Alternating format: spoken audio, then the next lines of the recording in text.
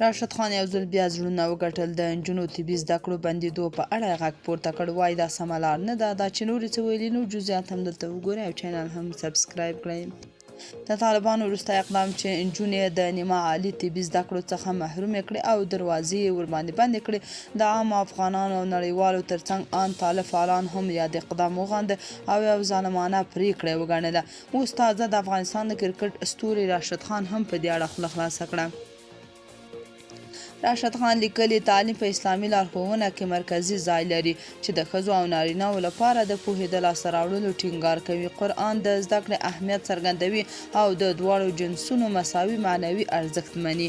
په ژوره خواشینۍ او مایوسۍ سره د افغانستان د خویندو او میندو لپاره د تعلیمي او طبي ادارو وروستۍ بندېدو پریکړې خواشینی کړی یم. دا پریکړه نه یوازې د دوی راتلونکی اغېزمن کړی بلکې زموږ د ټولنې پراخه جوړښت یې هم زیانمن کړی دی.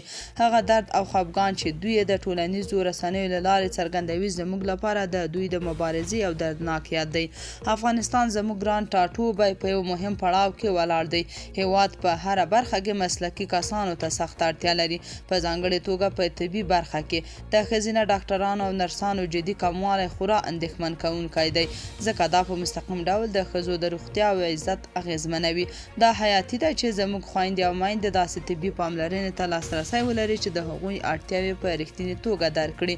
زه په کلکه غوښتنه کوم چې په دې پریکړه بیا کتنه وشي څو د افغان نجونو د تعلیم حق بیرته ورکړل شي او هغوی وکولی شي چې د هېواد په پرمختګ کې ونډه واخلي.